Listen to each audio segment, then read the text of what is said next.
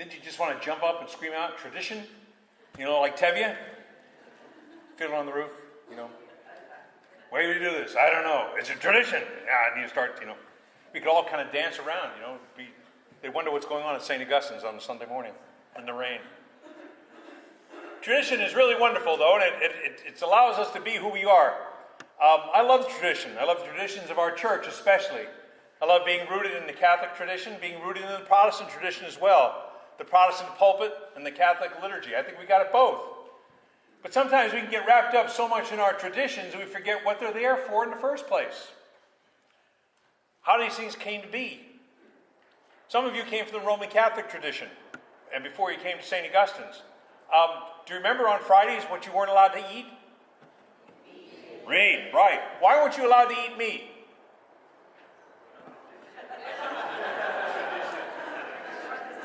Don't worry.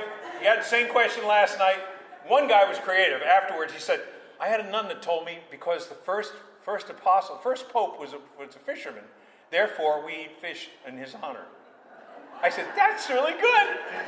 That's really not right. But it was good and creative. That was obviously a very creative nun. Probably the same nun that helped my buddy George Christ, C-H-R-I-S-T. And when he was in confirmation class and sister was calling the roll, and so he got to George's name, he said, George Christ. And George was trying to correct her. He says, what a blessing to have our Lord's family name is your family name. That's not Jesus' family name, gang. We know that, right? It's amazing how traditions take over, though, and how they become real for us. Just in case you ask, spoilers alert, the idea of giving up on Friday, giving up the meat for fish at a time when fish was less expensive, was the fact that you sacrifice as Jesus himself sacrificed on the cross on Friday. Aren't you glad you came here this morning? You fought the rain and everything just to come to hear that. The Pharisees, when they spoke, when they challenged Jesus, they were doing the same thing. They were challenging on that sense of tradition. They had a tradition. They had the tradition of the elders. Now, the elders were not Moses. The elders were those who came after Moses, after the temple was built, after the religion, as far as liturgy, Jewish liturgy in the temple, became something to be worshipped and celebrated, and it became the focus of the different festivals that would happen in Jerusalem. The Feast of Tabernacles, the Pentecost, Passover. These were times when worship was held, not only sacrifices at the altar, but a cadence of the liturgy, similar to the liturgy that we celebrate week in and week out here. It was the reminder of the people of God that when they gathered, they had a set way of doing things, and you had to do it in just that manner. You had to prepare yourself. You went through a ritual cleansing, the ritual washing of hands, even to eat. And so when you have Jesus' disciples coming in, and you can imagine some of these guys are fisher folk. You know, they were just glad to be on land and be able to eat, much less, not be tossing around the boat. If they forgot to wash their hands, so be it. They were fisher folk. They would eat. And you can see the Pharisees sitting there saying, keep away from that. I wouldn't shake hands with him. Yeah, keep away from this guy. He's really grubby looking. And then they turned to Jesus because they wanted to flip it around on him. The scribes and the Pharisees. Scribes are like attorneys, the lawyers of the law. Why do your disciples not wash their hands according to the teaching of the elders? Jesus flips it back at them and says very simply, listen, why are we disobeying the law of Moses? Why do the elders rise above the law of Moses? And you can see the Pharisees kind of scratching their heads for a little bit. Remember, the Pharisees are the ones that really protected the law. The Pharisees are the ones that protected the religion of Israel. They were the people who understood every jot and tittle of the law, and you had to follow every jot and tittle in order for the kingdom of God to be lived out faithfully. So they were protectors. They were protecting, they wanted to make sure nobody was going to mess around in their church. This was their church. They've been here for a long time. They knew their tradition. Don't mess with it. Just go along with the game plan. So Jesus challenges them. He says, but the teaching of the elders is not part of Torah, necessarily. And the Pharisees say, what do you mean? Well, the section that was left out of this pericope, this section from the gospel this morning, was the part in there. It says, what happens if you have parents that need to be taken care of, and you have money in your pocket that could take care of them, but rather than take care of them, for whatever reason you have about your parents, you decided and said, I'll dedicate this money to the temple. It's Corban, which means it can only be used in the temple, and your parents are looking for welfare or something like that. He said, that's a violation of the commandments. Honor thy father and thy mother. And you can see the Pharisees kind of scratching their heads. They're a little embarrassed, now they're a little angry. He's disobeying the law of the elders. We've been doing this for a long time. We wash everything. We wash it 3 to 4 times, make sure everything's going to be clean. How can you violate that, Jesus? Jesus says, well, it comes from the heart, not from the head. It's not what's written down in the book. It's what's written in God's law is written on your very heart. The laws of kosher can be violated if life itself needs to be provided. Again, we'll go back to my patron Saint Tevye. When he sings that great song, to life, L'chaim, and we all start dancing. We need to dance more, I guess. That's what we need to do. You know, a little Hebrew thing on the thing for us, Iris, would probably get us going. A little horror right around here.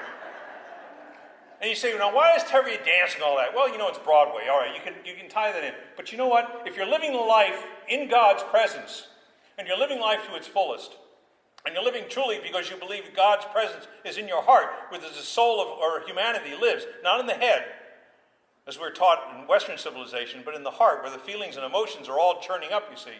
That's where life itself proceeds. We hear that from our first reading that we heard from the Song of Solomon. Come, my love, my fair one, my beloved. The springtime is anew. The sense of new life, the sense of joy between a husband and wife, soon a bride and a groom, soon to become husband and wife. The joy and celebration that we have at a wedding. If not the sense of renewal, if not the sense of young love, if not the sense of presence, the sense of optimism and joy that gets played out at a wedding. That's what we're talking about here. That's the kind of love that is being lived out. Story in our family. A lot of stories in the Goldberg family. Story in the family. My Uncle Seymour, God rest his soul. My Uncle Seymour was in the New Guinea campaign, World War II. He flew Army Air Corps, P-38s, and pretty rugged fighting. And my Uncle Seymour was a big man to begin with. He stood about 5'4", about 5'4", 5'5", 5'4" this way, 5'5" this way. And he was the baby. Nana's baby, my father's younger brother. Well, Seymour came home from the war, most of the time in the jungles. He came home, he looked like death warmed over. A couple of bouts of malaria and that kind of business. Nana looked at him and said, this is my boy. I've got to fix him. Nana went out and broke kosher. Bacon, sausage, ham, cooked them on the pan. Now, we're all laughing because we're going to say, hey, I'm getting ready for breakfast after Mass today, you know. But in a Jewish house, that doesn't fly. As my father used to say during one of the things in World War II, a little ditty he used to say, many a son of Abraham ate ham for Uncle Sam. I'm glad you got it. They didn't get it last night. So Nana cooked for him. And my Uncle Seymour thought he died and went to heaven. Why? Because he did not eat kosher in World War II.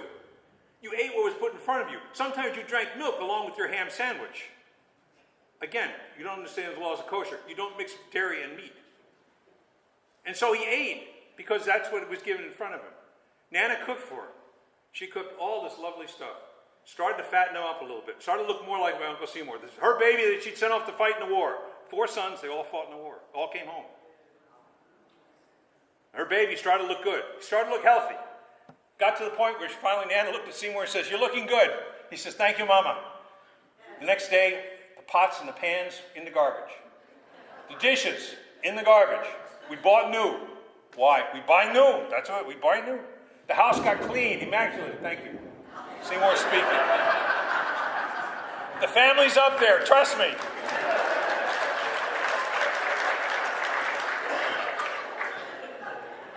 She bought new. Now you would sit there and say, what a waste. How could you do that? But she got to the point where her baby was healthy again.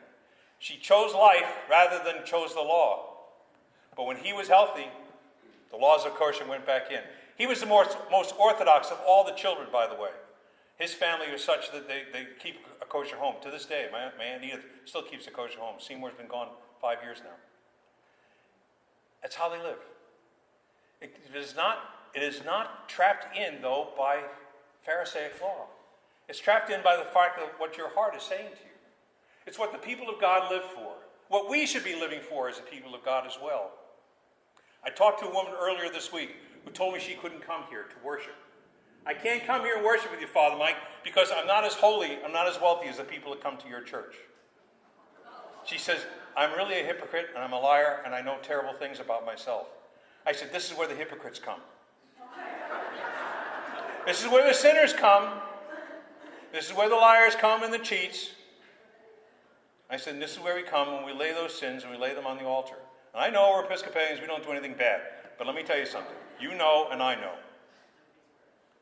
And we also know that we come here looking for God's grace, looking for God's forgiveness, and looking for God's love.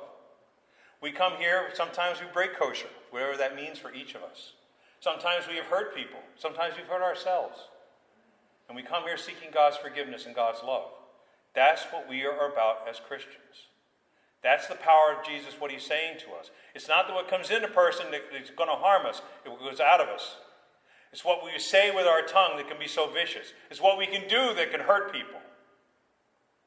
We're reminded as we heard that epistle to James, where he said very simply, he said, what are we to be about?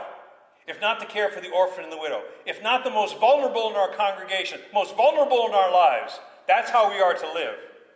To bring them up and to allow them to understand the deeper presence of God's love.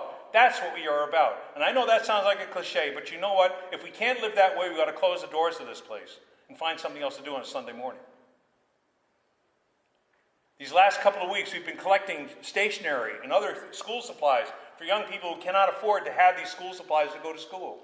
I don't know about you, but that was something I always took for granted. My parents could provide that for me. I was able to start school with pens and pencils and paper. I was ready when the bell rang for school. But there are some people in our town who can't take care of their own children. We've been able to help them out. Not out of a sense of personal aggrandizement, but out of a sense of this is what Christians do. We help others in time of need. We collect food in this congregation. We've got a couple of people in the parish who take the food to the source and other places. People who cannot feed themselves, who are able to do that for people. I know you can tell me people rip us off. Yeah, they do. But more times than not, I like to think that when we put a tank of gas in some guy's car and he says he's looking for a job, I believe he's going to get a job. Someone says they're hungry, we give them something to eat.